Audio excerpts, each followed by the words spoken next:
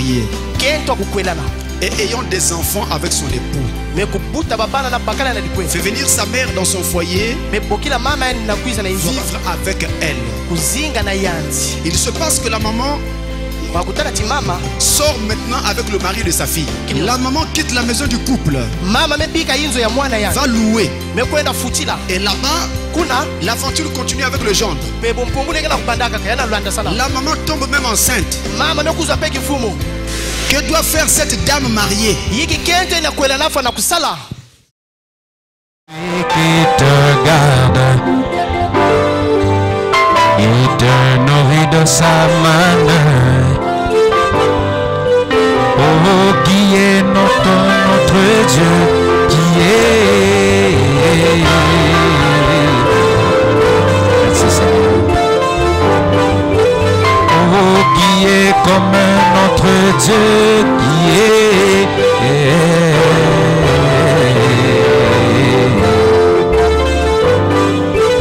Oh, qui est comme Jésus-Christ, qui est.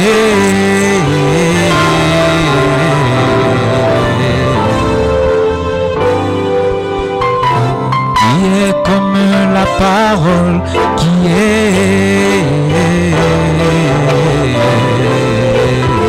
Il n'y a que toi, Jésus-Christ.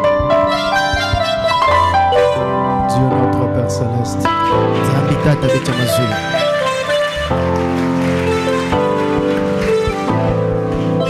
bénissons ton nom pour cette occasion qui nous est encore accordée, où nous pouvons être rassemblés autour de la parole de Dieu. Nous n'oublions pas, Seigneur, que chaque jour que tu fais devrait servir à nous rapprocher de toi. C'est pour cela que nous nous tenons ici, afin de trouver le conseil de Dieu qui nous rapprochera encore de toi, Seigneur. Pardonne nos péchés, car nous ne sommes que des hommes. Et permets que nous puissions trouver grâce à tes yeux à travers du sang de l'agneau, afin de pouvoir encore, Seigneur, être rapprochés de toi. Bénis cette parole et bénis Israël au nom de Jésus-Christ. Amen. Amen.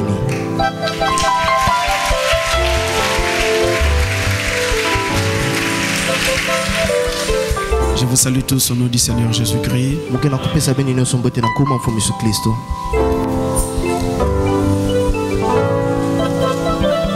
Je vais toujours faire des questions-réponses, mais je vais prendre les questions qui viennent de vous, qui viennent du soleil couchant et d'ici, de Pointe-Noire et tout ça. Et je vais essayer de répondre à chacune de ces questions. Je vous le dis très honnêtement, au mieux de moi-même.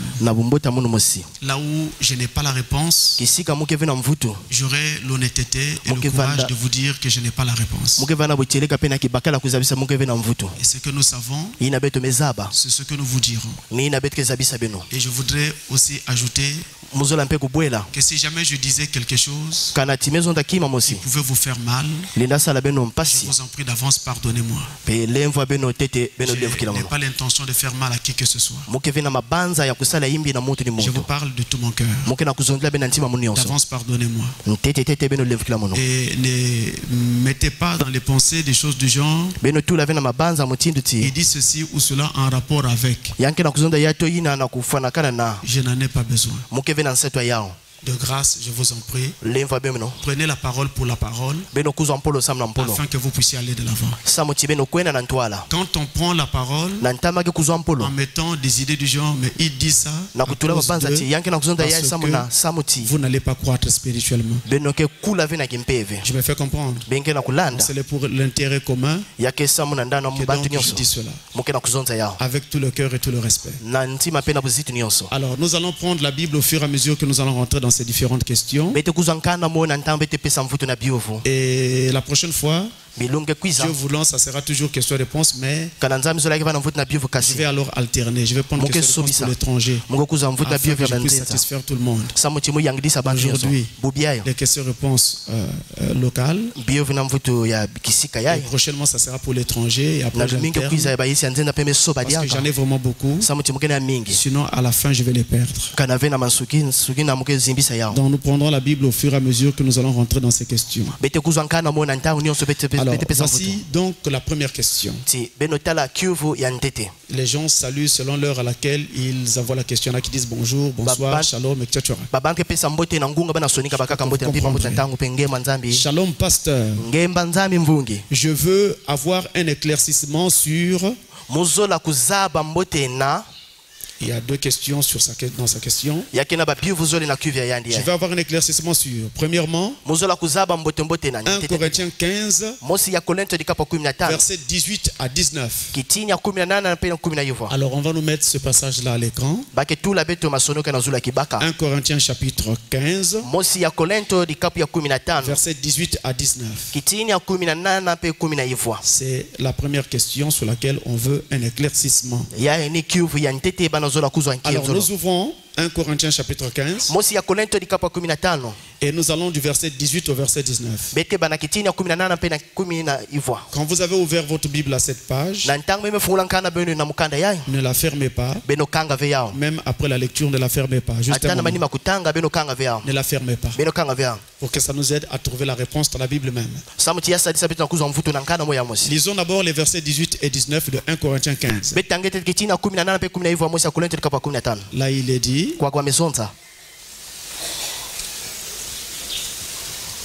et par conséquent aussi, ceux qui sont morts en Christ sont perdus.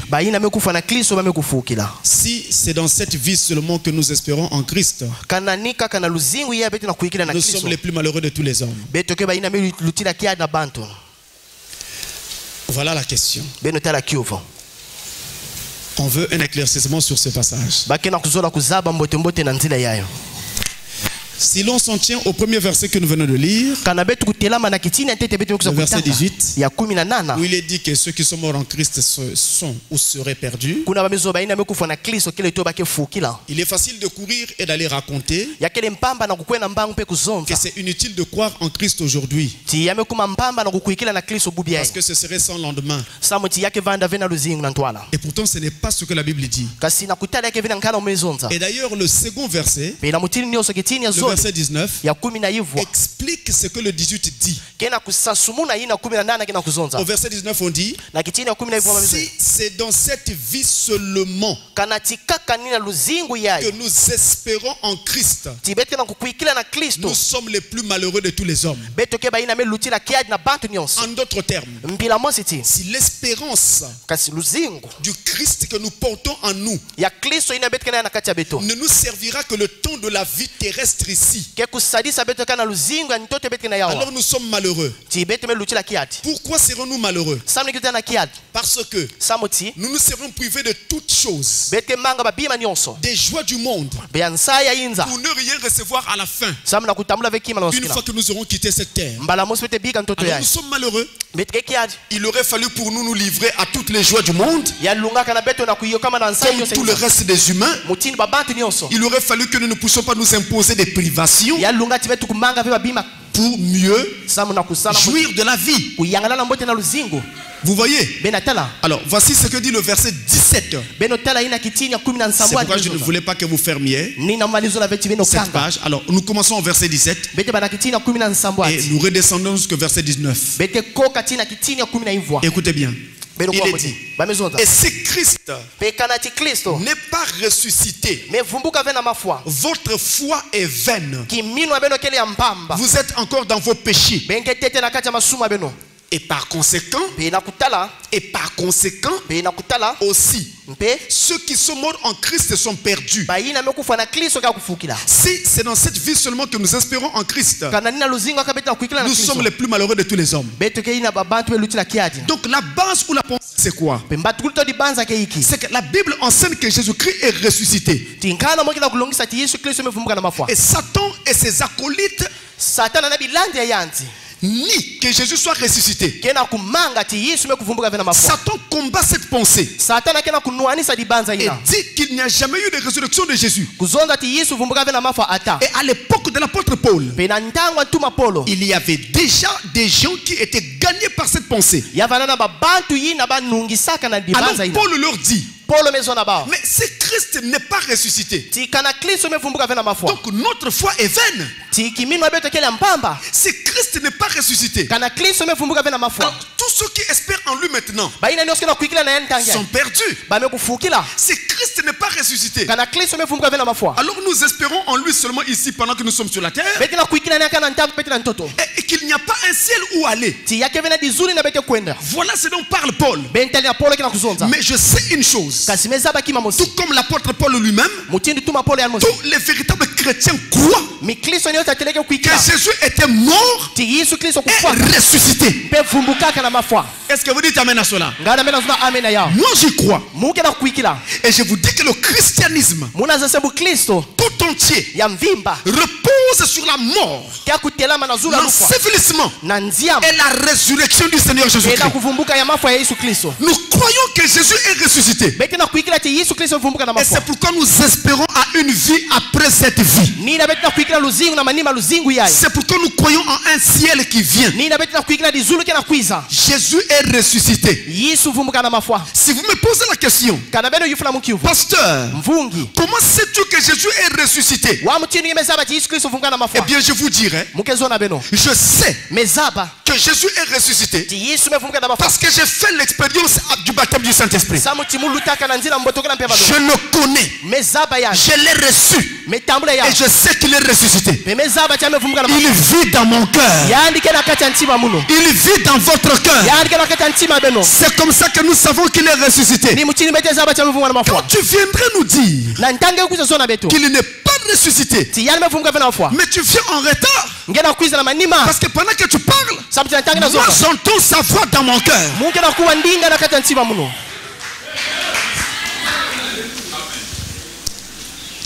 Une autre question qu'on demandait, un éclaircissement. On disait, seconde question, on demandait toujours un éclaircissement. Si Jésus est Dieu, à qui adressait-il ses prières quand il était sur la terre? Et qui était resté sur son trône?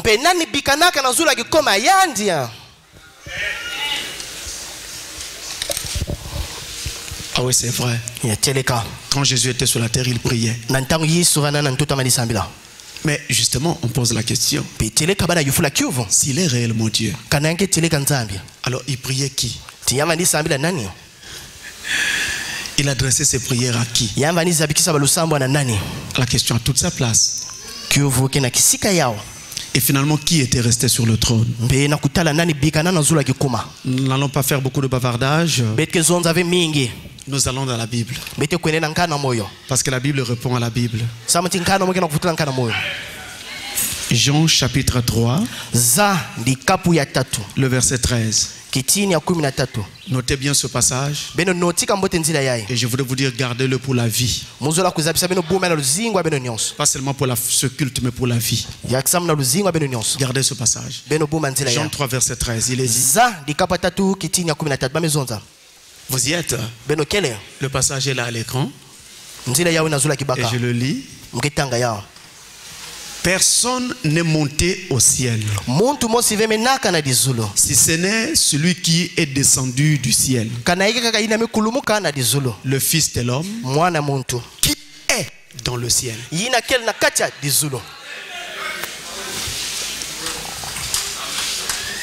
C'est vraiment bizarre. Personne n'est monté au ciel, si ce n'est celui qui est descendu du ciel, le Fils de l'homme. Nous le connaissons. C'est Jésus, n'est-ce pas? Et on ajoute qui est dans le ciel. Maintenant, là c'est au présent. Pendant qu'il parlait, il était sur la terre, mais il était au ciel. Comment? Comment, pasteur? C'est là tout le paradoxe. Vous savez, nous ne sommes que des humains. Souvent, nous voulons comprendre les choses spirituelles par notre capacité humaine. Nous oublions toujours que Dieu, avant qu'il ne soit chair, en Jésus, il est d'abord esprit. Et un esprit est comme un vent. Vous ne pouvez pas le cantonner quelque part. Le vent est ici, mais à l'heure où je parle là, le même vent souffle en France et partout. N'est-ce pas? C'est le même air que nous avons partout. Partout. Donc Dieu est esprit, n'oubliez pas ça. Il était ici, dans la chair, mais en esprit, il était toujours au ciel, contrôlant et dirigeant toutes choses. Alors, à qui Jésus adressait-il ses prières? À lui-même. Il parlait à l'esprit qui habitait au-dedans de lui. Et c'est aussi pour cela qu'à la croix de Golgotha, lorsqu'il mourait, il a dit, mon Dieu, pourquoi m'as-tu abandonné? Il parlait de quel Dieu? Il parlait du Dieu qui habitait en lui, l'Esprit Saint, l'Éternel, et qui était sorti de lui parce qu'il avait pris sur lui les péchés du monde. Étant devenu péché, l'Esprit éternel ne pouvait plus demeurer dans ce corps. Il est alors sorti. Et quand l'Esprit sort, lui il crie, mon Dieu, pourquoi m'as-tu abandonné? Il parlait de cet esprit qui venait de sortir. Voyez-vous? Mais c'est le même Jésus que nous voyons aussi devant le tombeau de Lazare, juste avant d'appeler Lazare à la résurrection. Il s'incline et il dit, Père, si je prie, ce n'est pas à cause de moi, mais c'est à cause de la foule qui m'entoure. Et quand il finit de dire ces paroles, il se relève, il regarde le tombeau avec colère, son front se plisse, alors il crie d'une voix de tonnerre, Lazare,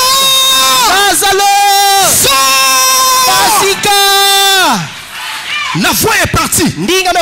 Vous voyez, frère, n'importe quel homme pouvait crier comme ça. Mais que cette voix sorte et ramène le mort à la vie, ça il faut Dieu pour faire cela. Et le jour qu'il était dans la barque, il dormait comme un homme parce qu'il était fatigué. Il était entre deux réveils. Il sortait des réunions de réveil et il allait faire un autre réveil. Alors il était fatigué. Il dormait pour préparer le prochain réveil dans la barque. Et Satan va dire, maintenant il dort, profitant de cette occasion pour la battre. Et quand il décide de faire cela, le diable a envoyé 200 000 démons qui ont occupé les airs. Alors il y a eu une tempête terrible. Le vent a secoué la barque. Les apôtres ont craint de mourir. Ils se sont dit, réveillons seulement le maître avant qu'il ne soit trop tard. Alors quand il le réveille, comment on peut comprendre qu'avec une telle tempête, lui, il ne se rendait pas compte? Et qu'il dormait toujours.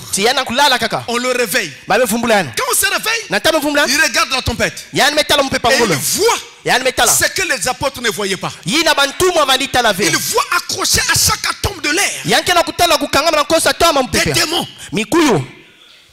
Les apôtres ne voyaient rien. Et ils voyaient un vent, sentaient quelque chose, mais ne voyaient pas ces démons-là. Alors ils se redressent. Ils se tiennent debout dans la barque. Ils posent un pied sur le bord de la barque. Ils regardent le vent avec colère.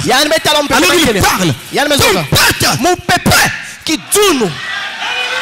Quand il dormait, c'était un homme. Mais quand il s'est redressé et il a parlé à la tempête, ce n'était plus un homme. Là, c'était le Dieu Tout-Puissant.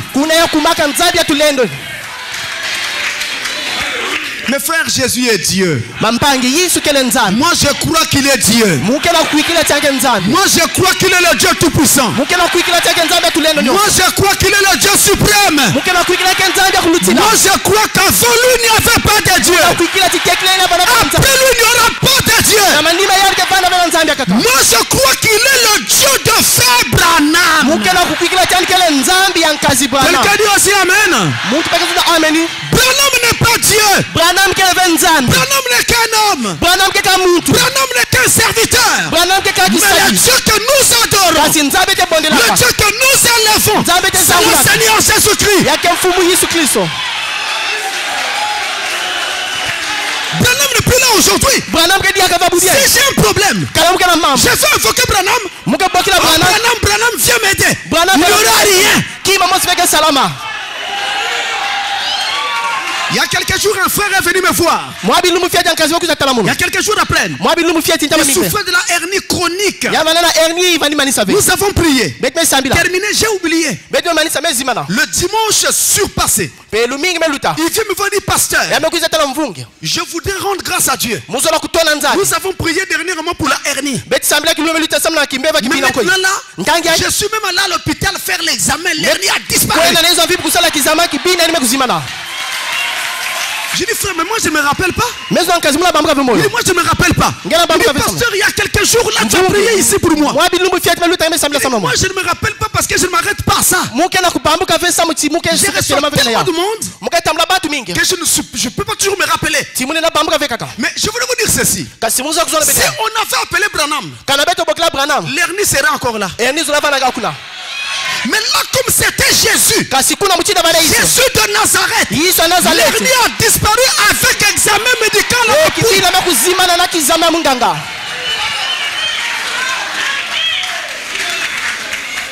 Il y a un autre qui est venu me voir, me dit pasteur, je voudrais bénir Dieu. J'ai eu l'examen cette fois-ci. Il dit bravo frère. Je lui dis bravo frère. Mais c'est toi qui avais prié. Moi je ne me rappelle pas. Je ne me rappelle pas. Il dit pasteur, voici le nombre de fois que j'ai fait cet examen. Il a fait ça plusieurs fois. Il échouait toujours. Et il était à bout. Il s'est donné la mort, des choses comme ça. Quand il vient me voir, je lui donne 2-3 conseils. Après nous avons prié. Le frère va et observe. Il va et il observe. Ça marche. Il est admis. Je ne m'arrête pas là. Je me rappelle. Je voulais dire ceci. Si on avait appelé Branham, ça n'allait pas marcher. Mais on appelait celui qui est le même hier, aujourd'hui, éternellement.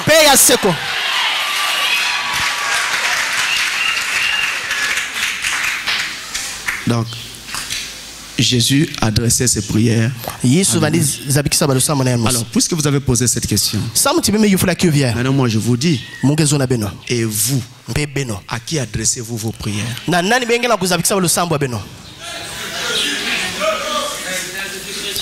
Ah, là j'ai déjà plusieurs réponses. Il y en a qui disent Jésus, il y en a qui disent Dieu, Marie aussi, non?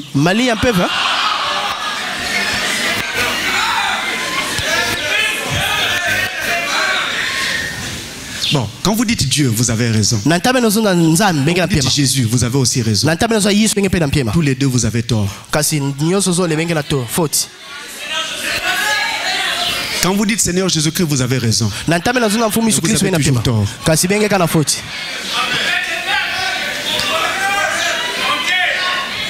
En fait, je veux vous amener quelque part. Et c'est ça la foi qui va aider l'épouse quand la tribulation va commencer.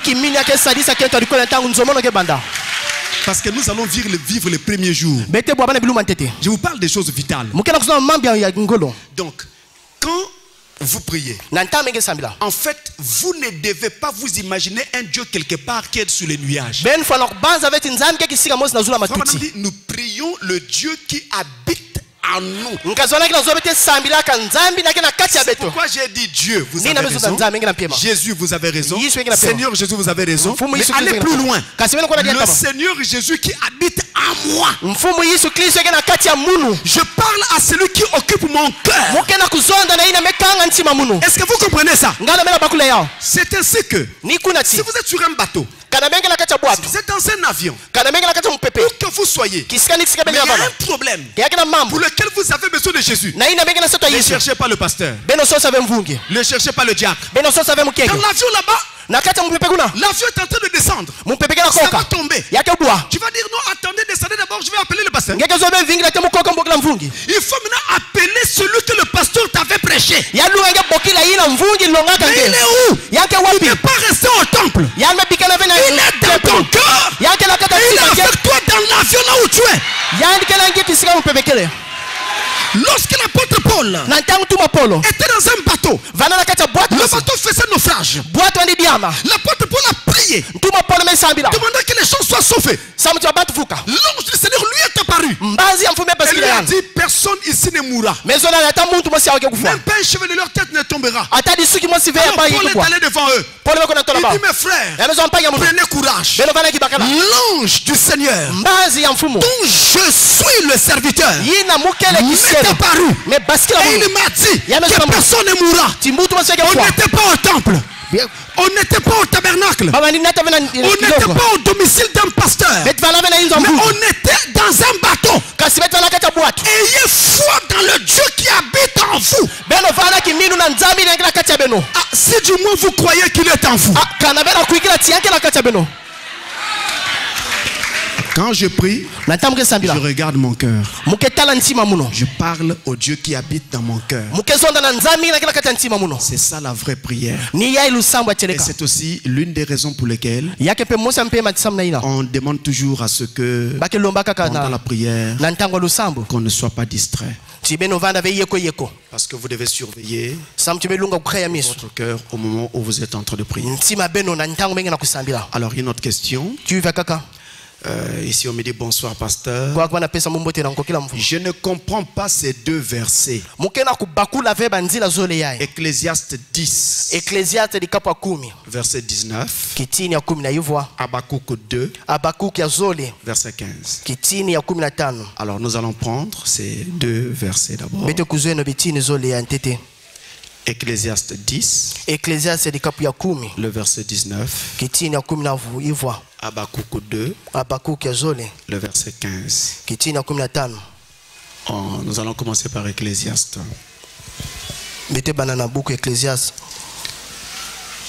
Voilà. Je peux prendre ça à l'écran pour aller un peu vite. Là, vous avez Ecclésiaste 10, le verset 19. On fait des repas pour se divertir. Le vin rend la vie joyeuse. Et l'argent répond à tout. Vous voyez? Repas, vin et argent. On est là dans le divertissement. On prend l'autre passage. Habakkuk 2 verset 15. N'oubliez pas ce qu'on a dit là. On fait des repas pour se divertir. On se livre au vin parce que ça rend la vie joyeuse. Et puis ici on a beaucoup d'argent, alors ça va répondre à tout. Donc il faut courir après l'argent. C'est ça qu'on parle là-bas. Maintenant l'autre passage dit, Habakkuk 2 verset 15. Malheur à celui qui fait boire son prochain, à toi qui verses ton outre et qui l'enivre afin de voir sa nudité. Dans le premier passage, si j'essaye de rentrer dans l'esprit de celui qui a posé la question, il y a un étonnement. C'est comme si on autorisait l'usage du vin et des réjouissances de toute nature. Alors que Dans le second passage, on fait nettement interdiction du vin. Alors, donc, il y a comme une sorte de contradiction. Et c'est ça donc qui motive la question. Alors, je vous dirai ceci. Dans Ecclésiaste 10, verset 19, on ne nous envoie pas boire. On ne nous envoie pas nous divertir. Mais Dieu est en train de nous dire dans ce passage ce qui accourt dans ce monde. Ce qui se fait dans ce monde. C'est ce qu'il nous dit. Tout simplement. Voici ce qui se fait dans ce monde. Divertissement de toutes sortes. Dans le second passage, il nous dit maintenant sa volonté à lui par rapport à ce qui accourt dans ce monde. Il nous montre maintenant qu'est-ce que lui il pense de ce que les gens font. Dans le premier passage, on nous montre ce que les gens font. Dans le second passage, Dieu dit ce qu'il pense de ce que les gens font. Est-ce que c'est clair? Donc ce que les gens font, on a décrit ça. On n'a pas forcément décrié cela. Mais on a décrit cela. Mais dans le second passage, là Dieu maintenant décrit, dénonce ce qui se fait. Il nous montre sa pensée à lui. C'est vrai que le monde aime les réjouissances, le vin et autres, mais moi je vous dis, malheur à celui qui fait boire son prochain. Moi je ne veux pas que vous puissiez vous livrer à cela. Je ne veux pas que vous fassiez comme le monde. Très sincèrement frère, je dois vous dire mes amis, le monde a sa façon à lui de vivre. Nous autres chrétiens, nous avons aussi la nôtre. Gardons notre façon de vivre. Une autre question. Shalom pasteur. J'espère que vous allez bien par la grâce de Dieu. J'ai besoin d'un conseil. Dans 2 Corinthiens 6, versets 14 à 17, la Bible déconseille aux chrétiens de fréquenter les incroyants. Pasteur, si un frère a des parents, un chef, etc., incroyant, faudrait-il s'éloigner d'eux?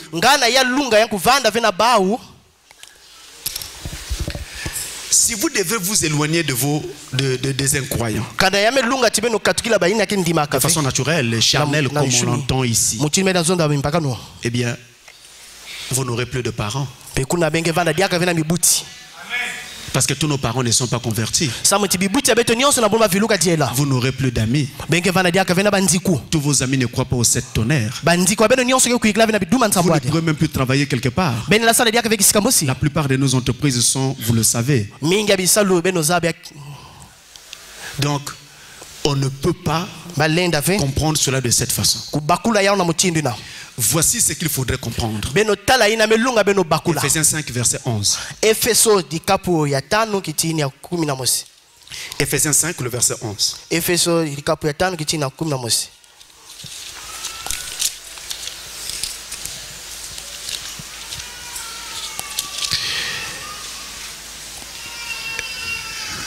Il est dit: et ne prenez point part aux œuvres infructueuses des ténèbres, mais plutôt condamnez-les. Ce que Dieu veut, c'est que le chrétien ne prenne point part aux œuvres des ténèbres.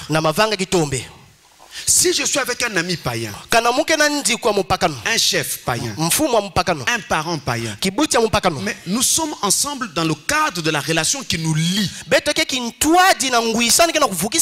relation de parenté, relation d'amitié, relation de travail, je ne sais quelle autre relation, même parfois relation de mariage, parce que vous pouvez avoir un conjoint mais qui ne croit pas, il ne va dans aucune église. Alors Dieu ne veut pas vous dire de vous séparer de votre mari ou de votre femme.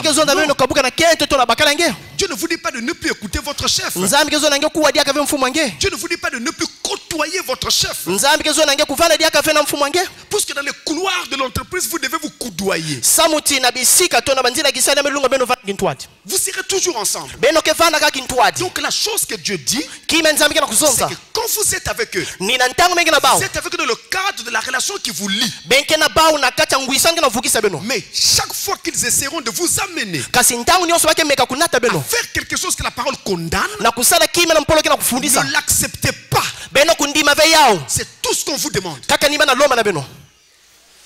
Mais restez avec vos parents. Restez avec votre mari. Restez avec vos amis. Restez avec vos proches. La vie est faite ainsi. Aujourd'hui, vous vous croyez. Mais demain, ça sera leur tour aussi. Et les saints d'aujourd'hui ont un passé. Ce sont les pécheurs d'hier. Et les pécheurs d'aujourd'hui, mais ce sera les saints de demain. Et on ne peut donc pas juger quelqu'un ou repousser quelqu'un, mépriser quelqu'un parce qu'il ne croit pas comme vous. Ce n'est pas une façon sage de faire. Et quand on adopte ce comportement-là, on ne peut pas aider cette personne à faire le pas suivant vers la parole. Parce que la Bible dit, soyez salés. Vous êtes le sel de la terre. Si le sel perd sa saveur, quoi la lui rendra-t-on?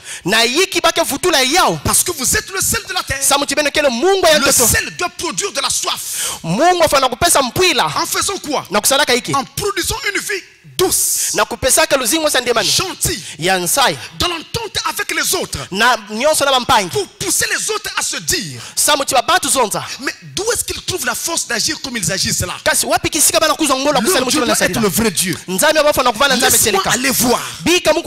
C'est ça la raison pour laquelle nous devons garder la concorde. Frère, je lève ma main. Je ne suis pas partisan de division et de séparation.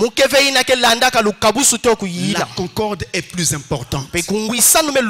On a plus à gagner en restant unis qu'en étant divisés.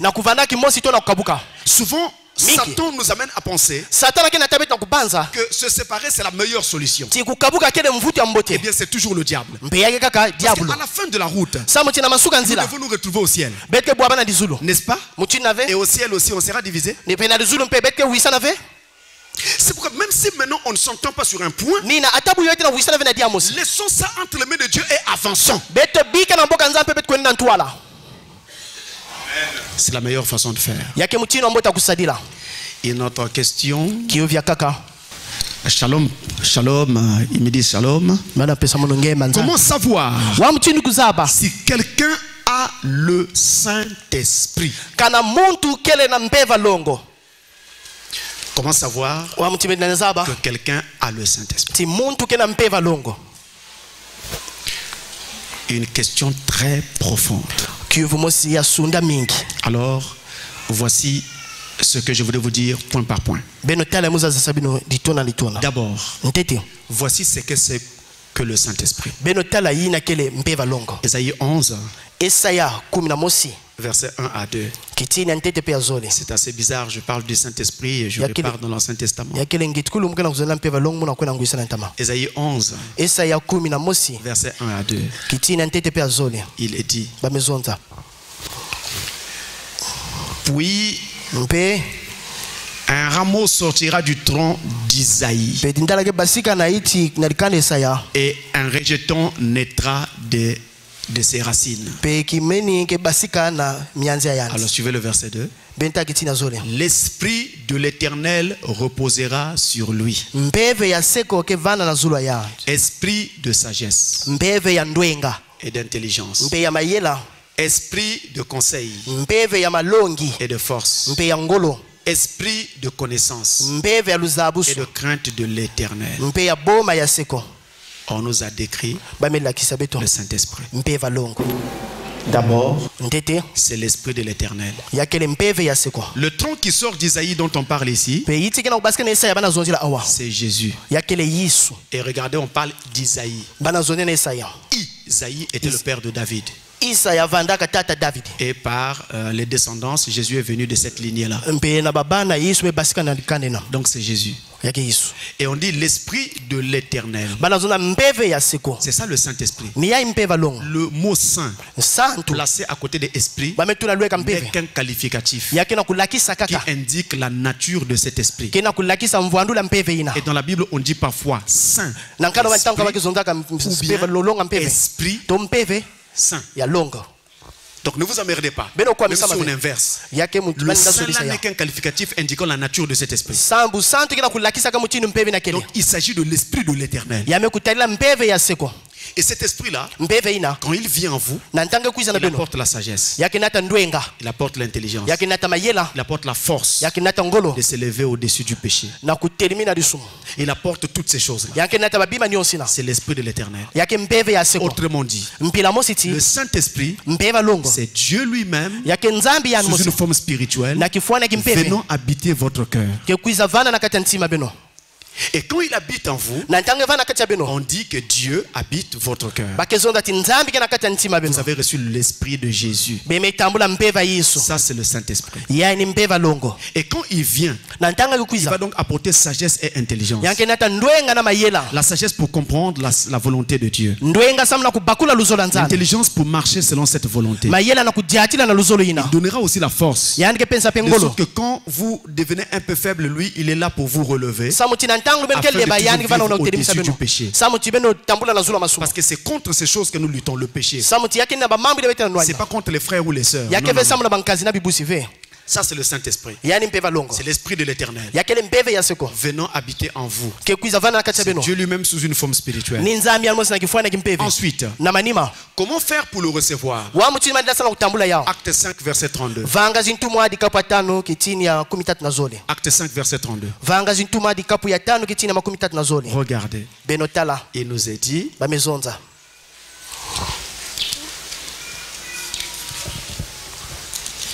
il nous est dit, nous sommes témoins de ces choses. De même que le Saint-Esprit que Dieu a donné à ceux qui lui obéissent. Si vous ne lui obéissez pas, vous n'aurez pas le Saint-Esprit.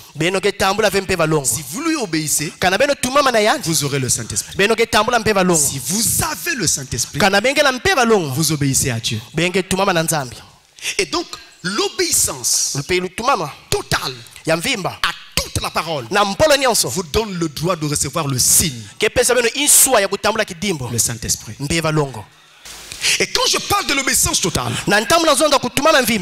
alors là également, il faut que je dise un mot. C'est souvent très mal compris. Regardez. Quand je parle d'obéissance totale, ici, tout le monde déjà pense, je ne fume plus, je ne bois plus, je ne commets plus adultère, je ne vole plus, je ne mens plus, je ne triche plus, c'est ça que tout le monde pense. Tout ce qui est mauvais, j'ai mis un trait. Très bien. Est-ce que ici, il y a quelqu'un qui peut lever le doigt et dire que jamais de sa vie, il y a même une petite égratignure? Même en pensée. Je voudrais voir la main. La soeur là-bas.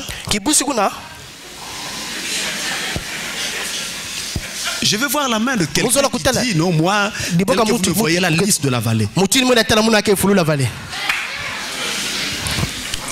Il n'y en a pas. Très bien. Vous avez le Saint-Esprit? Excusez-moi, j'enseigne en descendant comme ça pour que la chose entre. A tellement été mal enseigné que les gens sont tout embrouillés. Et c'est ça qui fait que quand on voit un frère ou une soeur commettre une faute, une erreur, on crie, il n'a pas le Saint-Esprit.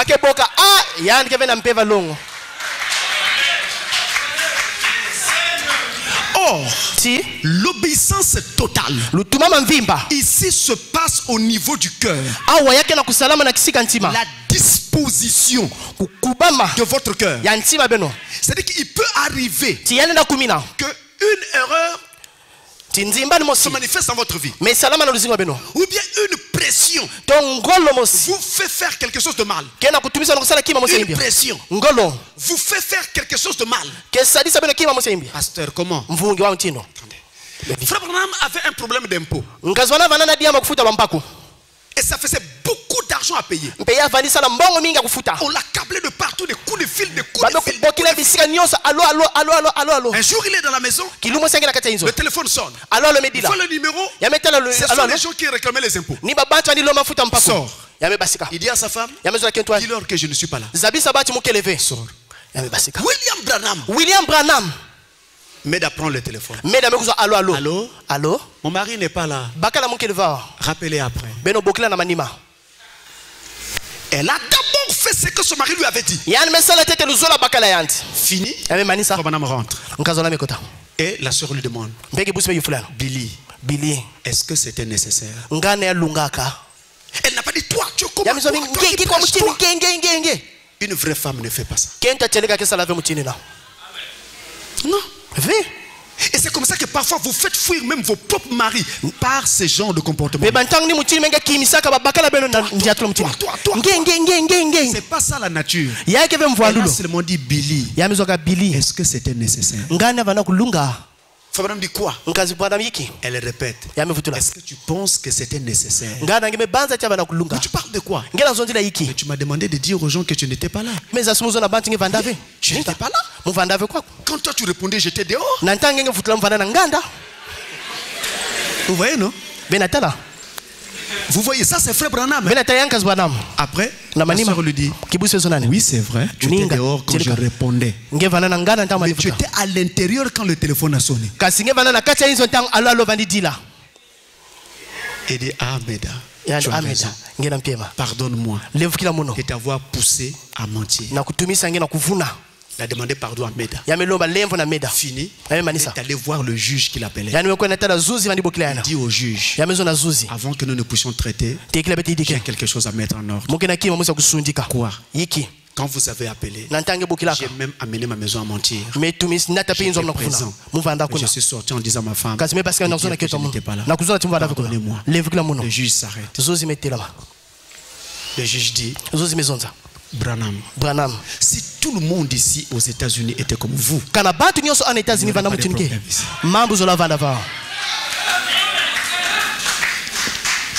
vous voyez, c'est la pression qui l'a amené à faire ça.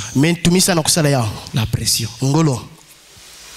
Donc ils diront, non, il y a des choses qu'on ne peut pas faire. Le langage là n'est pas aussi chrétien. Parce qu'un être humain reste un être humain.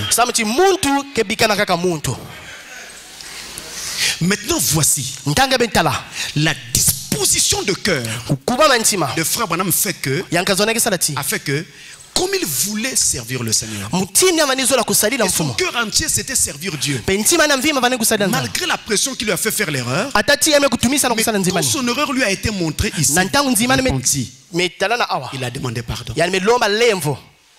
Vous voyez la différence? Donc, obéissance à toute la parole, c'est la disposition de cœur. Si votre cœur maintenant, là où vous êtes, est disposé à accepter tout ce que la parole de Dieu dit, ce que vous savez déjà et ce que vous ne savez pas encore, et que vous saurez demain, même quand vous saurez cela demain, vous direz amen à cela. Si vous êtes dans cet état-là, je vous donne le Saint-Esprit.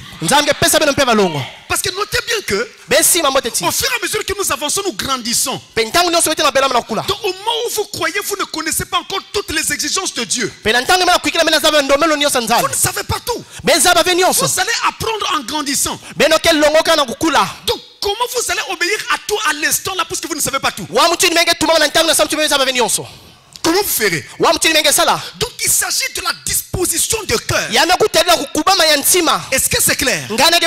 Maintenant, puisque votre cœur est ainsi disposé, troisième chose à savoir, c'est qu'un cœur qui a le Saint-Esprit dira toujours Amen à la parole de Dieu. Même quand cette parole le condamne. Même quand ça parle contre vous, vous direz comme Pierre, à qui d'autre irions-nous? C'est toi qui as les paroles de la vie éternelle. Toute personne née de nouveau et baptisée du Saint-Esprit dira Amen à toute la parole de Dieu. Son cœur est déjà préparé pour ça. Et ça, c'est ce que le prophète nous dit. Maintenant, laissez-moi prendre quelque chose qui va aider tout le monde. Notez ceci. Dans la prédication, Dieu est identifié par ses caractéristiques. Notez ça, vraiment, ça va aider tout le monde. Notez bien, c'est prêché le 11 mars 1964. Le paragraphe 39. Écoutez bien, il est dit. Or ça, nous le croyons tous. Si nous sommes chrétiens, nous devons le croire. Pour être chrétien, c'est la Bible. Vous devez croire chaque parole de la Bible pour être chrétien.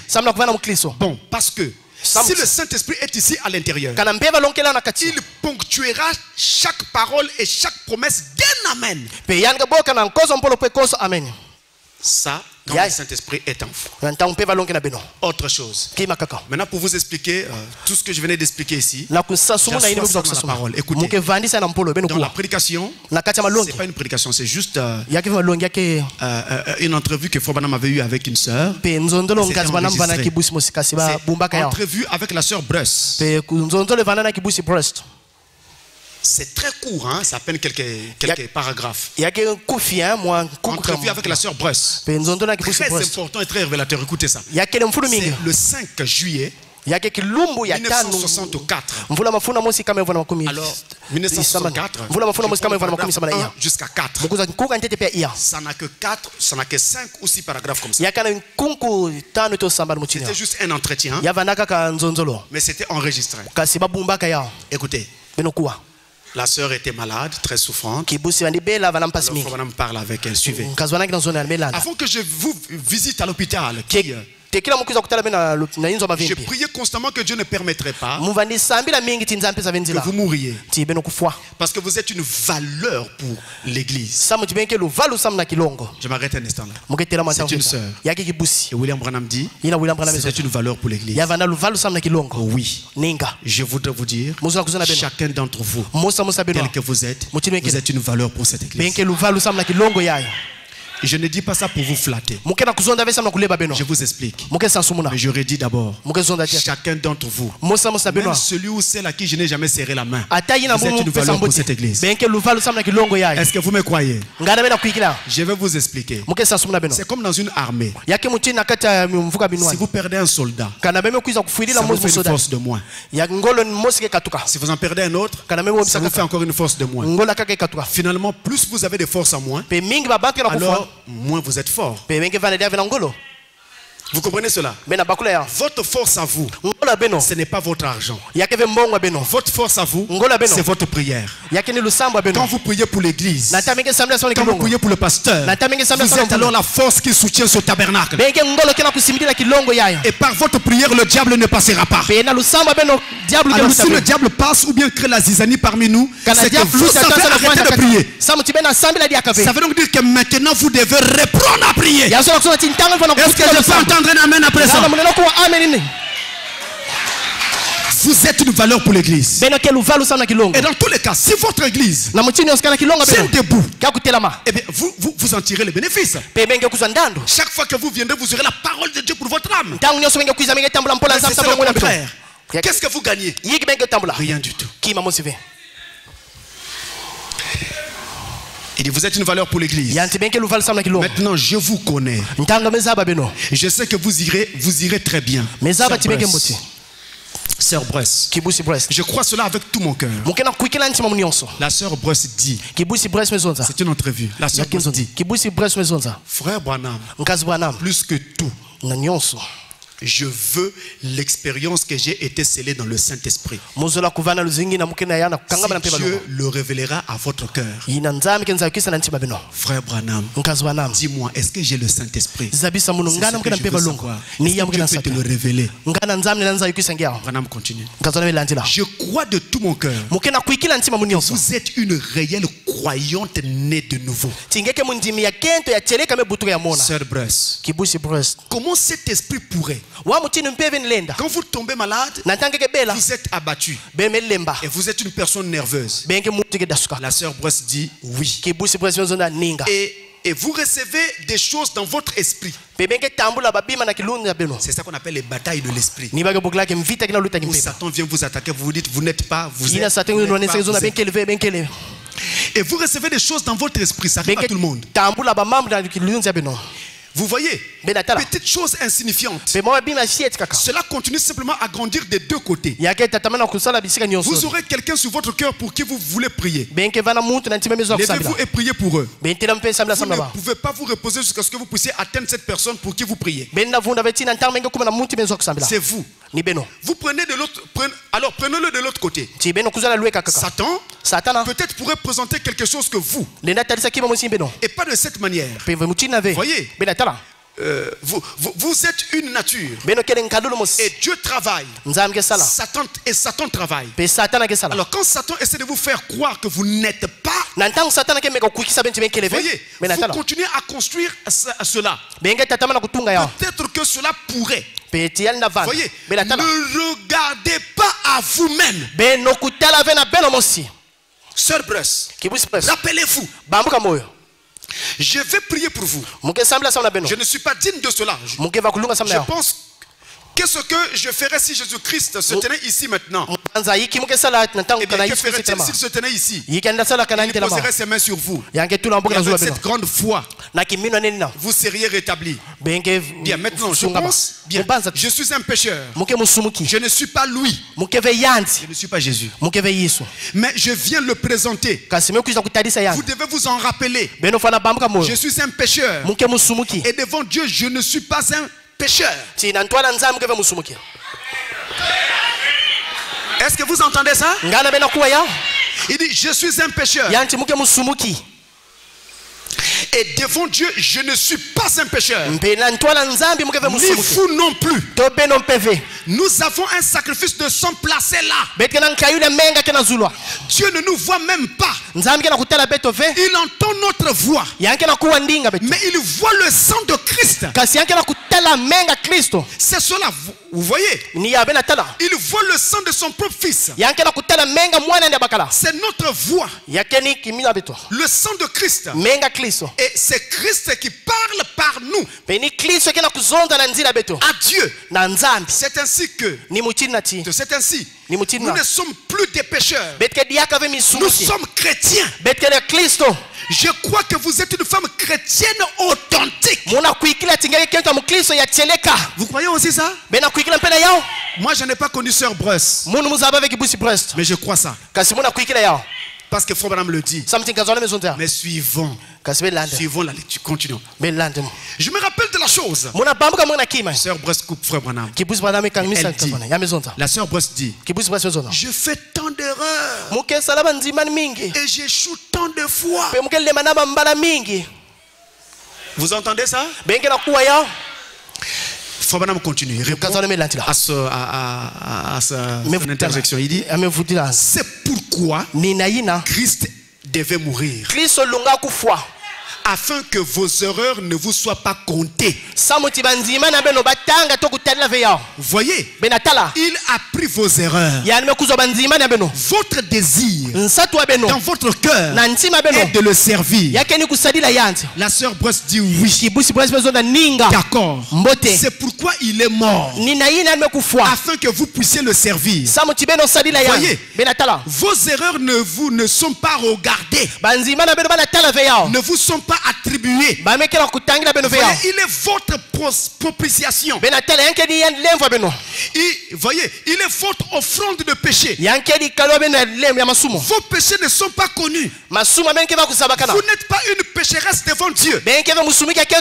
Christ a pris vos péchés et est devenu vous. Parce que votre désir est de le servir. Sœur Bruce continue. Sœur Bruce dit, mais je n'ai jamais eu une expérience que j'ai été rempli avec le Saint-Esprit sur laquelle je pourrais m'appuyer. Il dit, je ne me rappelle pas. Quel jour j'ai eu le Saint-Esprit, je ne sais pas. Je ne connais rien. Suivez ça très bien. C'est ça la cadence. C'est pourquoi tu avais voulu que ça soit enregistré.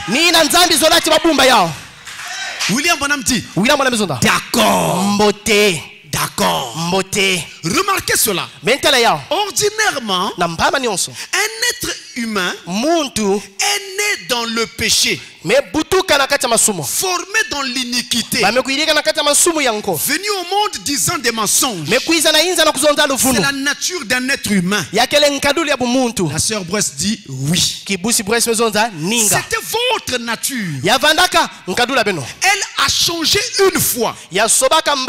Mais qu'est-ce qu'il a changé? Sœur Bress répond, Christ. Continue. Vous y voilà, sœur. Voyez, c'est cela. En vérité. En vérité. C'est William Branham qui parle. Hein? Je vous le dis. Celui qui écoute ma parole et qui croit celui qui m'a envoyé à la vie éternelle et ne vient plus en jugement, mais il est passé de la mort à la vie. Saint Jean 5, 24. Jésus parlant. Voyez, si vous êtes une chrétienne, sœur Bruce, j'ai surveillé votre vie. Je vous ai surveillé sous la vision. Et je sais que vous êtes une chrétienne. Voyez, pas une parcelle de... Je suis votre berger. Comme cela était. La sœur Brest dit oui. Quelqu'un doit l'être. Il faut qu'il y ait quelqu'un qui soit votre berger. S'il y avait quelques doutes dans mon esprit, si je pensais que vous étiez, si quelque chose était faux, je vous l'aurais dit. Sœur Brest dit je crois cela. Mais s'il y a quelque chose de faux dans votre expérience, vous entendez son langage. S'il y a quelque chose de faux dans votre expérience, n'importe quoi de faux entre vous et Dieu, aussi loin que je sache à ce sujet, Sœur Brest, il n'y en a pas. Nous allons prier. Amen. C'est ça que souvent les enfants de Dieu ont comme problème. Abraham dit, c'est vrai que vous faites tant d'erreurs, mais il y a aussi une chose qui est vraie. C'est que celui que vous étiez hier, vous-même vous constatez que ce n'est plus celui que vous êtes aujourd'hui. Il y a des choses que vous n'arrivez pas encore à faire, mais vous n'êtes plus celui que vous étiez hier. Est-ce que vous avez vu ça dans votre vie? Maintenant, s'il y a quelque chose de faux dans votre expérience entre vous et Dieu, tout ce que Dieu demande, c'est de mettre cela en ordre et de continuer votre route avec lui. Est-ce que c'est clair, mes amis? J'ai parlé le plus simplement, le plus bas possible, afin que chacun comprenne que avoir le Saint-Esprit ne signifie pas ne jamais commettre des erreurs. Non. Ça, c'est une mauvaise conception. Si vous avez le Saint-Esprit, vous êtes encore dans cette chair. Et à cause de cette chair, vous commettrez toujours des erreurs. Mais comme votre cœur a déjà changé et que votre désir c'est servir Dieu, pour chaque erreur que vous commettrez, lorsque cela sera devant vous et que vous vous en rendrez compte, vous allez regretter et demander pardon. Mais celui qui fait le hautain, l'orgueilleux, qui ne veut pas reconnaître ses torts et demander pardon, c'est celui-là qui n'a pas le Saint-Esprit.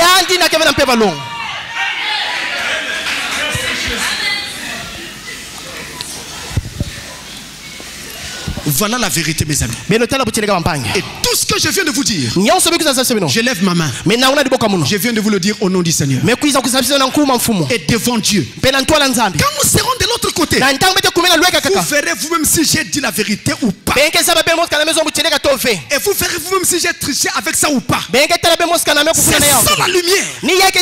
Accrochez-vous à cette lumière. Si jamais il arrive un jour où vous n'entendez plus ma voix, accrochez-vous à cette vérité. Et que personne ne vous dise que vous n'êtes pas sauvé. Croyez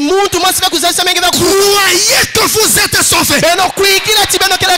Et continuez à marcher en croyant que vous êtes sauvé. Mais tout ce que vous savez être une erreur, une faute dans votre vie, arrêtez de commettre cela. Corrigez cela. C'est ce que Dieu attend. Voilà la volonté de Dieu.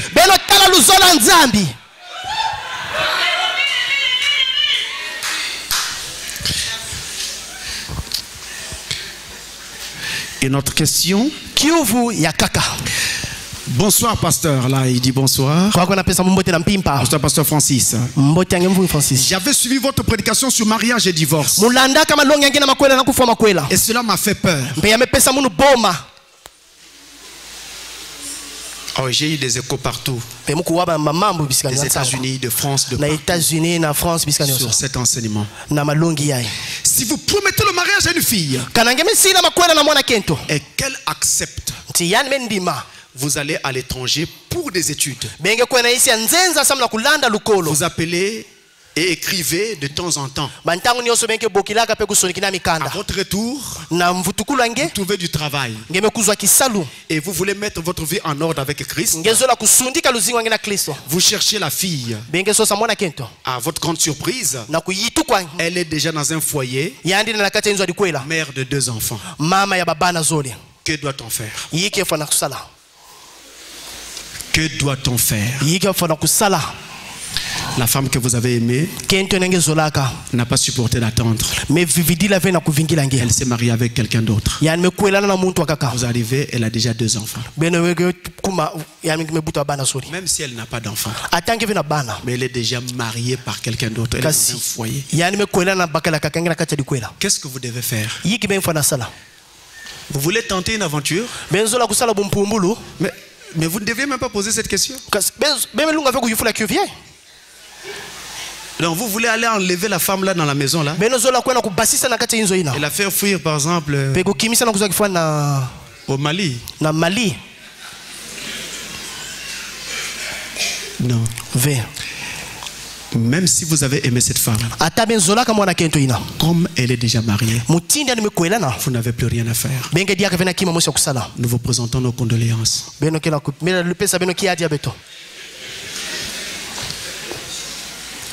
Tout ce que vous avez à faire, c'est de chercher une autre femme qui sera à peu près. Après vous mariez avec celle-là. Mais vous ne pouvez pas. Et vous ne devez pas aller sortir la femme de tout dans son foyer sous quelque prétexte que ce soit. Ne donne pas ce droit-là. Vous dites que vous l'aimez. Est-ce que vous êtes sûr qu'elle aussi elle vous aimait comme vous l'aimez? Si c'est le cas, pourquoi elle n'a pas attendu? Donc il n'y a rien à faire. Laissez la fille d'autrui vivre sa vie normalement avec son nouveau mari. Vous n'étiez pas digne. Fallait l'amener avec vous. Laissez la fille d'autrui tranquille. Il n'y a même pas à voir au nom. Est-ce que tu peux divorcer? Tu crains le litige là-bas, on divorce. Non. Frère, si vous faites ça, cette sœur divorce. Vous vous arrangez, vous la récupérez. Peut-être qu'elle a divorcé d'elle-même. Portez un fardeau devant Dieu, la porte du ciel vous sera fermée. La porte du ciel vous sera fermée. Et souvent, ce genre de mariage, ça ne marche pas. Là on dit, oh non, c'est ma femme, c'est la mère. Il y a quel zola ça ne marche pas souvent. Un jour, je parlais avec un diacre, on avait une situation comme ça ici. Pasteur. J'ai dit au diacre, diacre, lève la main. Laisse faire. Le diacre est allé. Il a fait comme je lui avais dit. Après, je rappelle le diacre. On est dans mon bureau. Retiens ce que je te dis là. Ce genre de mariage là, ça ne marche jamais. Observe. À l'heure où je parle là, ça bat de l'aile. On revient voir le même diacre. Le diacre dit, moi, je ne peux plus rien voir le pasteur. Mais comme le pasteur avait parlé avant, quelle est la force maintenant qu'ils ont pour revenir? On aurait dû écouter quand je parlais, frère. Au nom de Jésus, chaque fois que je donne un conseil à quelqu'un, c'est tout mon cœur. C'est avec toute l'honnêteté et dans l'amour total. Je ne sais pas haïr les gens. Je vous dis vrai. Je ne sais pas haïr les gens. Tel que vous le voyez là, dans mon cœur, il n'y a même pas un brin de haine contre X ou Y. Soit dans l'église ou hors de l'église, au nom de Jésus, de la chair. Je ne sais pas haïr les gens. Non. Donc, en parlant là, je sais une chose. Quand je donne un conseil, même si nous ne sommes qu'à deux, ce conseil-là, s'il est faux, il va me rattraper devant Dieu. Moi-même, je suis conscient que je vais être devant Dieu. Alors, je dois veiller au conseil que je vous donne. Nous sommes comme des pilotes qui doivent prendre un avion avec des passagers. Pour que tu ne fasses décoller cet avion, tu dois tout vérifier. Que tout va bien pour garantir la vie des gens d'autrui. Alors on va vers la fin. Vers la fin. Ici on me demande Shalom pasteur. J'ai des questions. Une petite liste de quelques questions ici. Écoutez, on dit un sorcier. Je vais essayer de faire vite maintenant. Un sorcier peut-il recevoir le Saint-Esprit?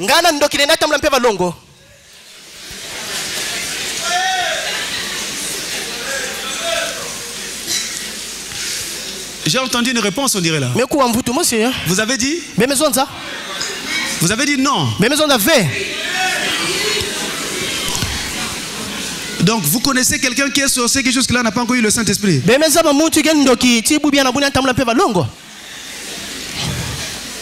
Mais comment vous savez que ce quelqu'un-là est sorcier? Faites attention. À propos de la réception du Saint-Esprit pour un sorcier, il y a deux réponses. Non et oui. Oui. Lorsqu'il s'agit d'une sorcellerie inconsciente.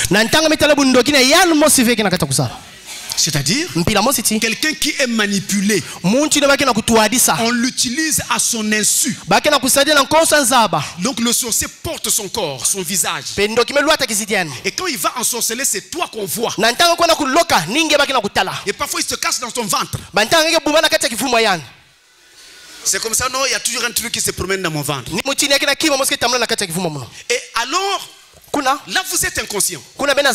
Maintenant, si vous parlez avec moi, je saurai à quel niveau vous êtes. Parce que ces choses-là se révèlent au travers des rêves que vous faites de temps en temps.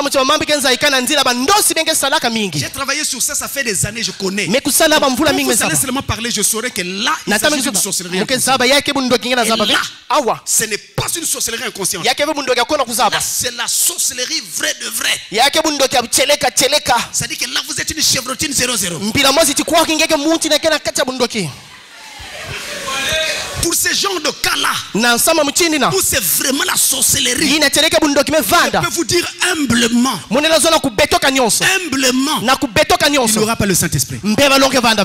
Parce que quand vous devenez sorcier, c'est votre âme qui est vendue à Satan. Donc vous et le démon, vous n'en faites plus que une seule personne. Alors, comment vous allez recevoir le Saint-Esprit? Et d'ailleurs, la réception du Saint-Esprit implique et oblige la repentance, le baptême d'eau au nom de Jésus. Or, un sorcier ne peut pas se repentir.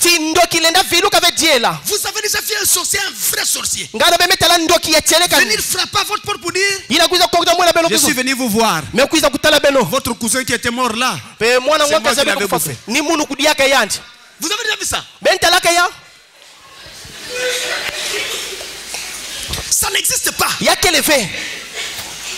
Le sorcier vous dira toujours: moi, je ne suis pas sorcier. Je jure, je suis sorcier. Je vais sortir d'ici. Que la voiture m'écrase.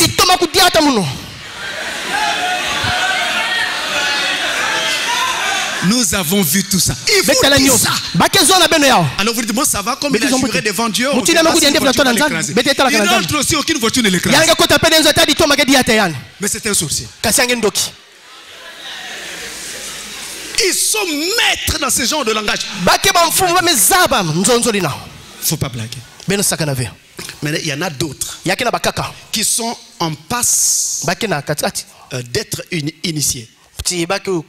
Donc la sorcellerie n'est pas encore assise. On peut aider ces gens-là afin qu'on n'arrive pas au bout. Ils recevront le Saint-Esprit. C'est la même chose avec ceux qui ont un problème de sorcellerie inconsciente. Vous voyez? Mais ceux-là déjà qui sortent, laisse son corps au lit. Il va chez toi. Il te grimace. Il fait des histoires. Il n'y a plus rien. C'est-à-dire, il n'y a même pas à chercher à jeûner. Alors, moi, quand j'entends, voilà, un sorcier s'est repenti, on l'amène à l'hôtel. Nous,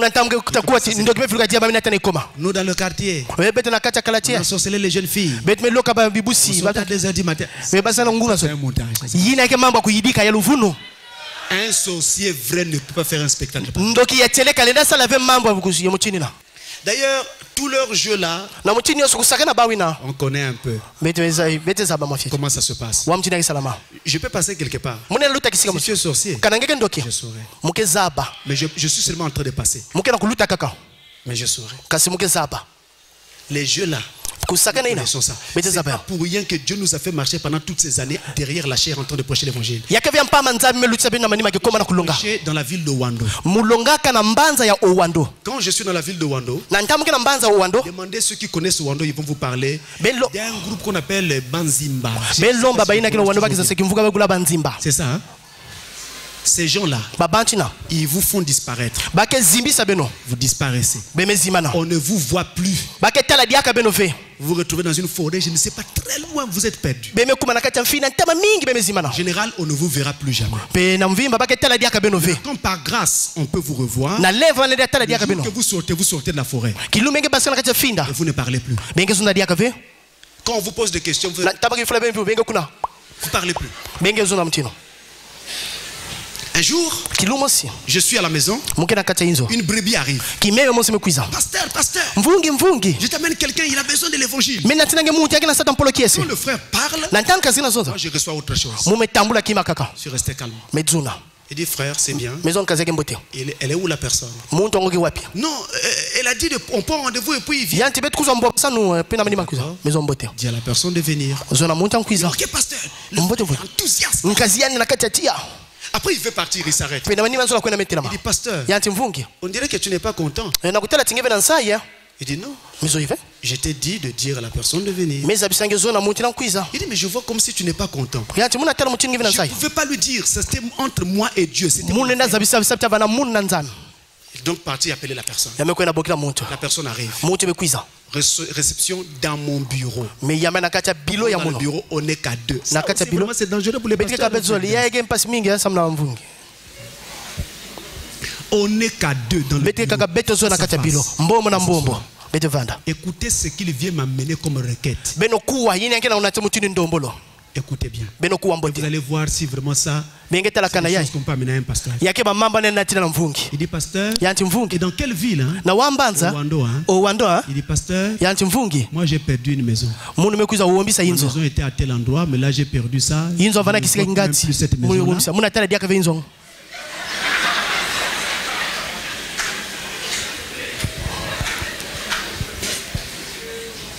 Dès qu'il a commencé à penser, le Saint-Esprit qui avait commencé à parler avant a continué à m'ajouter d'autres choses. Restez calme. Comme il pense que comme je ne parle pas, j'ai toujours l'air calme, donc je ne connais rien ou je ne vois rien. Et après, c'était maintenant mon tour de lui parler. Moi aussi, j'ai commencé à faire semblant de l'exhorter. Si tu as perdu ta maison, du courage. Il faut prier pour que Dieu te redonne ta maison. Pendant que je fais semblant de parler là, le monsieur commence à incanter sur place. Il devient fixe. Même ses yeux là, ça ne bouge plus. Fixe, il me regarde. Sur moi, braqué sur moi. Et qu'est-ce que je sens? Mon cœur commence à s'arrêter. Je sens des crampes au niveau du cœur. Il y a des rayons qui viennent de lui qui frappent. Il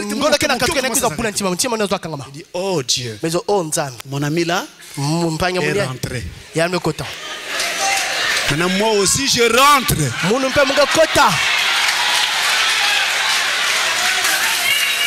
Alors qu'est-ce que je fais? Je continue, je joue à un jeu. Je continue de parler et je fais une première prière tout en parlant. Sans qu'il se rende compte. Ça n'a pas marché. Je fais encore semblant. Je continue de parler, je relance une deuxième prière. Ça n'a pas marché. Je dis, là, je risque de tomber. Alors je m'arrête net. Je ne parle plus. Moi aussi je me suis arrêté. Et quand je m'arrête net, je parle plus. Je prie alors au-dedans de moi. Quand je fais ça, l'homme bouge. Quand il sursaute comme ça, alors il perd sa concentration. Maintenant moi je veux dire, en face, mon ami, tu étais venu me voir, non? Pour demander conseil. Pourquoi dans mon propre bureau tu commences à m'envoûter? En face je lui dis ça. Il n'a pas ajouté i ou rien, même pas un mot. Quand il s'est levé, il est sorti là. Jusqu'à ce que j'avais quitté Wando, je ne l'ai jamais rencontré. Il avait compris qu'on ne joue pas au oin de Dieu.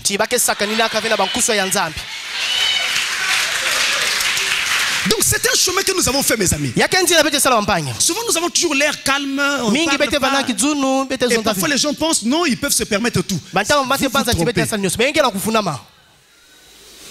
Parce qu'il faut que Dieu vous dise pour que vous fassiez. Mais si Dieu ne vous a pas dit, si vous faites, parce que vous avez vu une chose, vous désobéissez à Dieu. Ça s'appelle de la maturité. Ceux qui n'ont pas de maturité, dès qu'ils le voient, ils tremblent. Mais tu as vu. Mais Dieu dit de faire quoi sur ce que tu as vu? Vous voyez la différence? Donc un sorcier, ce sont des choses que nous avons croisées. Ils ne peuvent pas se repentir. J'ai vu les sorciers jurer. Ils avaient lancé une maladie à un pasteur. Le sorcier là il jure. Moi là, si je sors d'ici comme écrase que je meurs sur place. C'était eux. On y va rapidement. Est-ce une obligation aux sœurs de mettre des foulards dans l'église? Non, ce n'est pas une obligation. Regardez à la maison 1 Corinthiens 11, verset 13 à 15. Le voile de la femme, c'est sa chevelure. Donc si vous venez à l'église avec un truc sur la tête, si c'est juste votre habillement qui est comme ça, il n'y a pas de problème. Mais si c'est parce que vous pensez que c'est ça le voile, vous êtes en erreur. Si Dieu demande aux femmes un voile, alors montrez-moi le passage où on nous dit la taille du voile, la couleur du voile les motifs du voile et les genres de tissu du voile. Parce que dans l'Ancien Testament, quand Dieu a demandé à Moïse de faire même des caleçons, pour les sacrificateurs, il a indiqué le tissu, la couture, les motifs et tout ce qui devait aller avec. Si vous en avez, montrez-nous ça. Ça n'existe pas. Le voile de la femme, c'est sa chevelure. Prenez les petites filles bébés qui sont là dehors là. Regardez leur tête. Elles ont de longs cheveux. Mais regardez les garçons. Ils ont des cheveux courts. C'est la nature qui a établi ça comme ça. Autre chose. Qu'est-ce qui caractérise une église dénominationnelle? Alors là, cette question, j'aime ça. Eh bien, qu'est-ce qui caractérise une église dénominationnelle? D'abord, commençons par le commencement. Il y a ce qu'on appelle l'organisation et il y a ce qu'on appelle la dénomination. Deux choses différentes, mais qui finissent par ne devenir qu'une seule. Mais au départ, c'est deux choses différentes. Une église devient une organisation, ou on dit encore organisation humaine, lorsque le Saint-Esprit est écarté et l'homme prend la place du Saint-Esprit. C'est maintenant l'homme qui décide à la place du Saint-Esprit. Alors dans ce milieu-là, on établit comme règlement des décisions venant des réunions pastorales, des conclaves et autres. Même si la Bible n'en parle pas, mais comme le collège de pasteurs a décidé ainsi, alors eux ils s'établissent là-dessus. Cette église-là devient une organisation humaine. Maintenant on parle de dénomination. Lorsque une église n'est plus qu'une simple église de nom, d'où l'appellation dénomination, qui vient du verbe dénommer, mot dans lequel nous trouvons le terme nom. Ça tourne autour d'un nom. Donc, la dénomination devient une église de nom.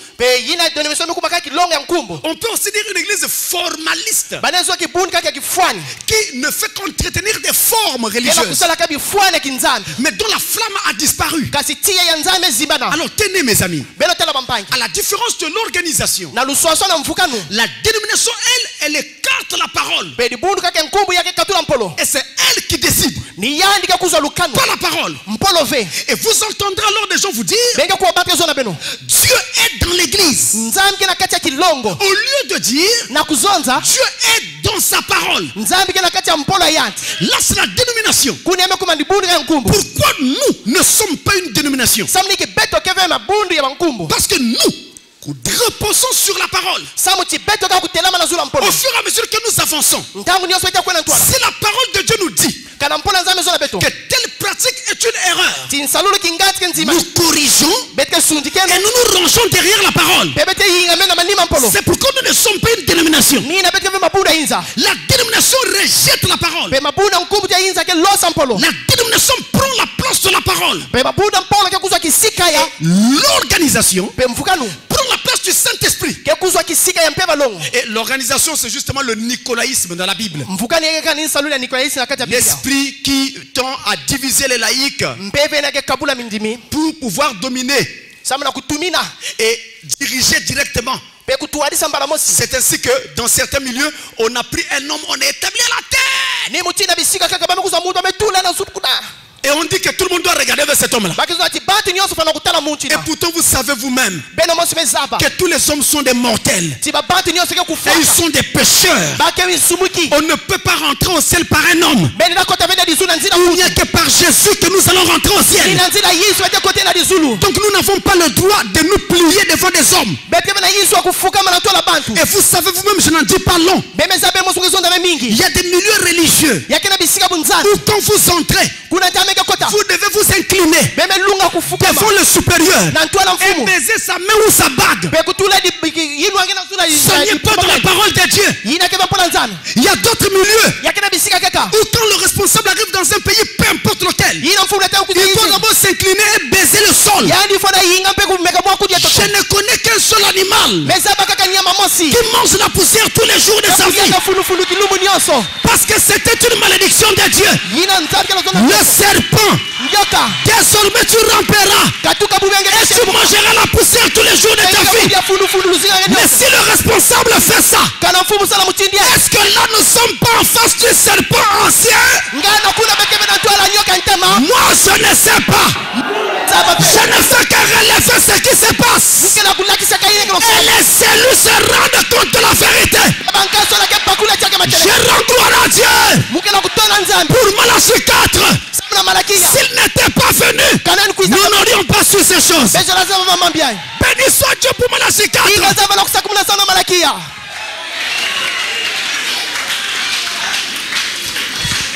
L'organisation c'est le nicolaïsme. La dénomination c'est le balamisme. Alors, je n'ai pas de temps pour tout développer. On a quitté le nicolaïsme. On arrive au balamisme. Et quand on arrive au balamisme, forcément, vous devez arriver au jézébalisme. Et quand vous êtes arrivé là, inévitablement, inéluctablement, vous arrivez à la mort. Le nicolaïsme, c'est l'organisation. Le balamisme, c'est la dénomination. Le jézébalisme, c'est la fausse prophétie. Et la mort, c'est la mort spirituelle qui intervient. Tout ça c'est biblique. C'est l'Apocalypse. Peut-être nous aurons l'occasion de développer ça une autre fois. Alors je termine. L'appellation Branham Tabernacle, n'est-ce pas une dénomination? Étant donné que Branham est le nom d'une personne donnée à une église.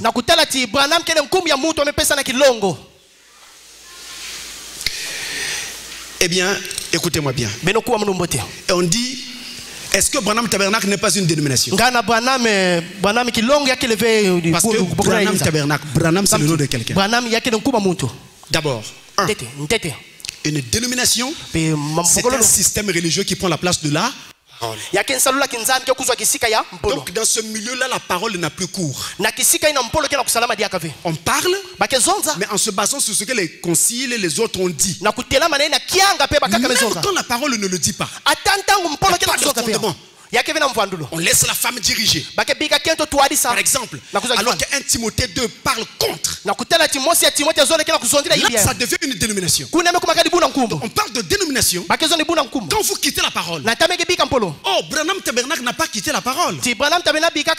Le nom Branham a été donné à ce tabernacle-là parce que les papiers de cette église-là étaient au nom de Frère Branham. Donc, on leur avait exigé, on leur avait demandé de mettre ce nom-là à cause pour faire mariage avec celui qui tenait les documents. C'est tout.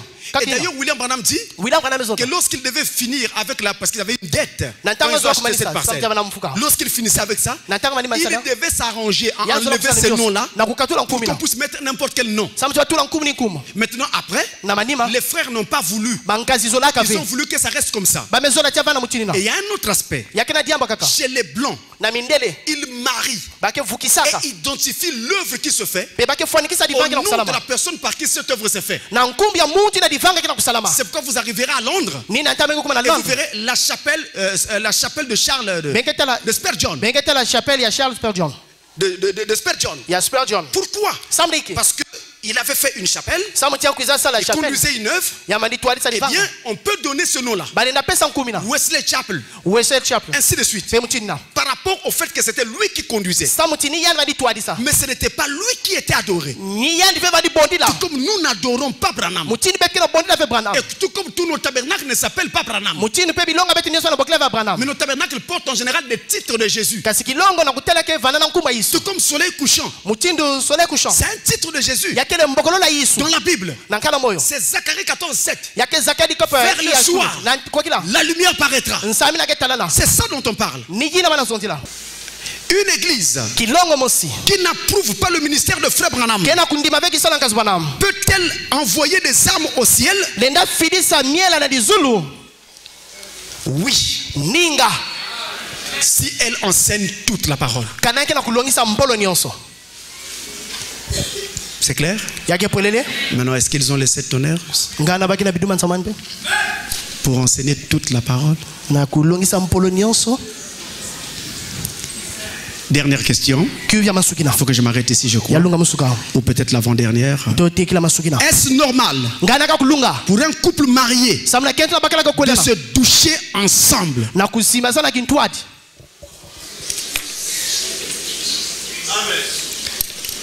Ah oui, c'est peut-être banal pour vous, mais c'est important pour celui qui a posé.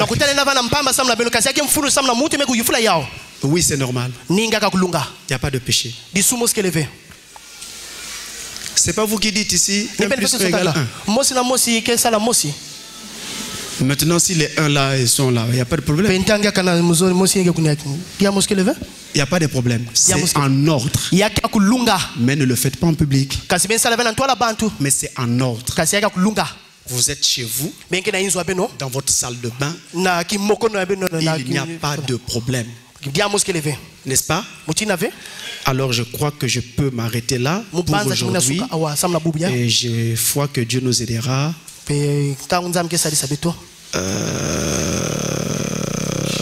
Je peux m'arrêter donc par ici. Écoutez, ça c'est la dernière question. Une femme mariée et ayant des enfants avec son époux fait venir sa mère dans son foyer, vivre avec elle. Il se passe que la maman sort maintenant avec le mari de sa fille.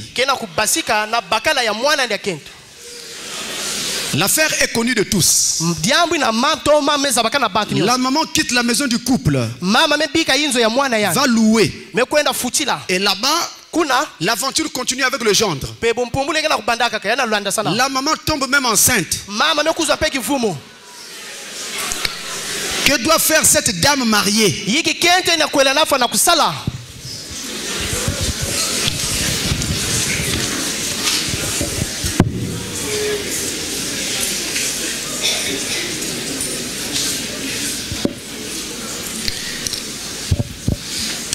Que doit faire cette dame-là qui est mariée?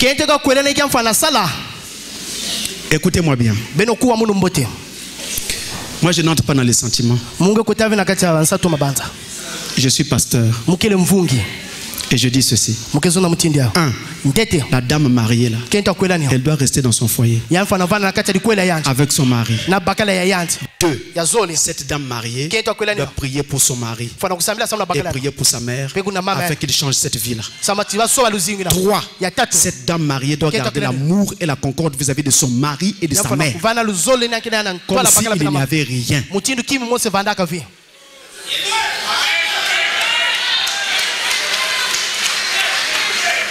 Dire à quelqu'un que vous n'avez pas apprécié quelque chose ne veut pas dire qu'il faut vous séparer. Ça, ce sont les erreurs que nous faisons. Pourquoi ça ne vous sépare? On peut toujours avoir besoin de l'autre demain ou après-demain. Ce sont des erreurs. Femme, vous, quand les choses ne vont pas, vous prenez souvent la mauvaise attitude. Vous attaquez le mari. Vous êtes inconsolable.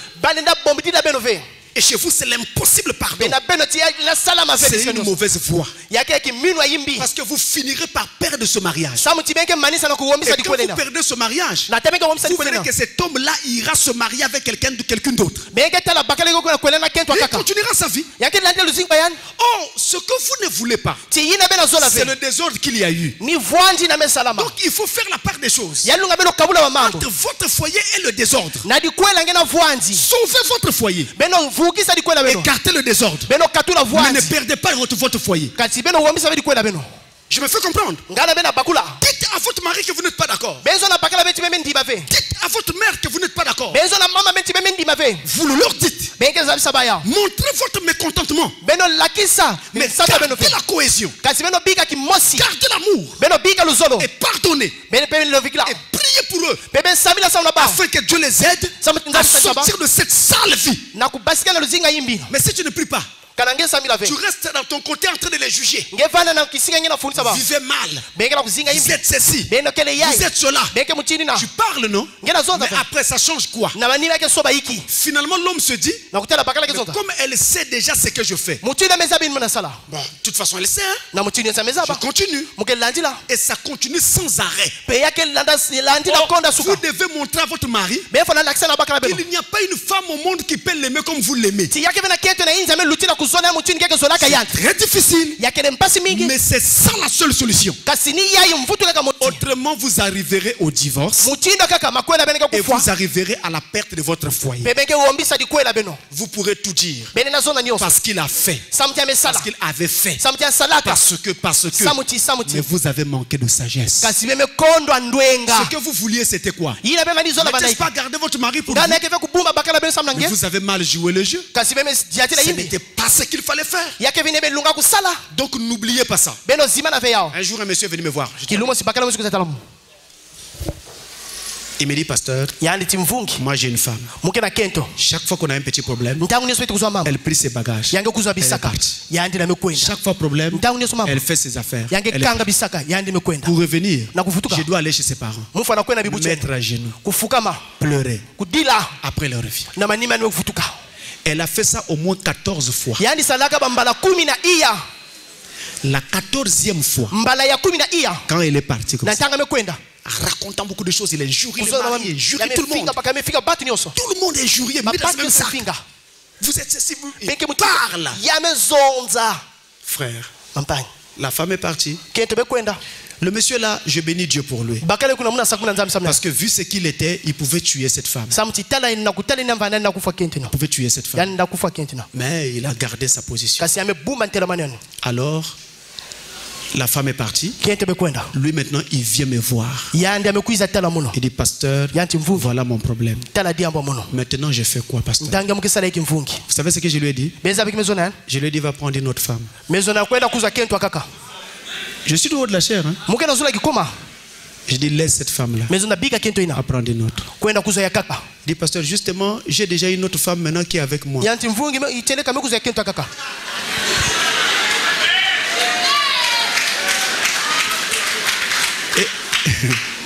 Écoutez la meilleure. Quand l'autre est venu rentrer, celle qui était sortie là, qui avait juré jamais je ne elle avait juré. Il dit, si je reviens ici, on va réveiller ma mère qui était morte. Quand elle a appris que là-bas, il y a une autre qui est rentrée, elle court pour revenir à la maison. J'ai dit non, elle ne revient plus. J'ai dit non, elle ne peut plus revenir. Frère, regarde, la parole de Dieu est formelle. Quand vous vous êtes déjà attaché à une autre personne après un divorce, on ne revient plus. Je ne blague pas, c'est l'évangile qui dit ça. Jérémie chapitre 3. Vous ne pouvez plus casser ici pour revenir là-bas. Ça sera pire que ce que vous avez fait la première fois. Donc cette femme a finalement perdu son foyer. Elle a gagné. Comprenez ça. Et quand vous êtes en train de lutter pour garder votre foyer, luttez toujours de l'intérieur. Vous restez dans la maison, vous luttez. Vous parlez à votre mari, priez, tout ça. Mais ne sortez jamais. Je vais d'abord chez mes parents. Je vais reposer. Ma tête là chauffe. Quand ta tête va se refroidir, tu viendras trouver la tête d'une autre sur le thé d'oreiller sur lequel tu dors. Que Dieu vous bénisse.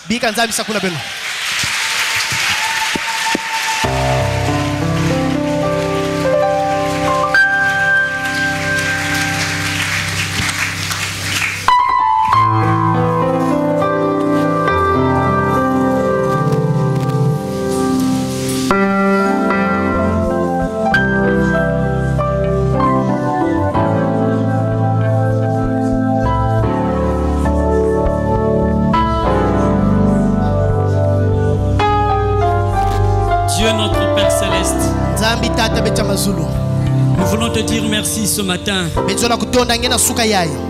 parce que tu nous as brevet de ta parole. Tu nous as nourris de ta parole. Tu as dit la foi vient de ce qu'on entend. Et ce qu'on entend vient de la parole de Dieu. Seigneur, nous croyons ce matin que la foi a été déposée dans notre cœur.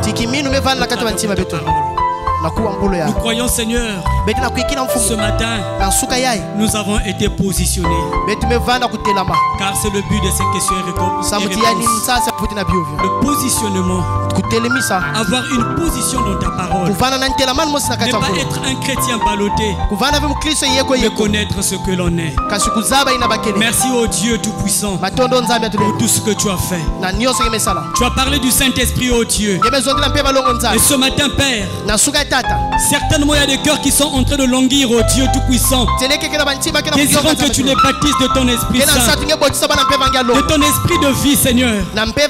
Père, puis-tu accomplir cela afin que l'honneur et la gloire te soient rendus. Bénis le vase que tu as utilisé. Remplis-le davantage de ta sagesse et de ton intelligence afin qu'il continue à conduire ce troupeau au Dieu Tout-Puissant selon les normes de ta parole. Bénis aussi au Dieu Tout-Puissant ceux qui vont suivre au Dieu ces questions et réponses au travers les hommes. Seigneur, qu'ils soient complètement bénis par toi de la même manière que tu nous as bénis. Bénis toute cette église, Seigneur. Notre Dieu Tout-Puissant, Pasteur Stani, bénis-le. Bénis les diacres et bénis chaque brebis. C'est en ton nom que nous demandons tout ceci. Le nom de Jésus-Christ. Amen. Amen.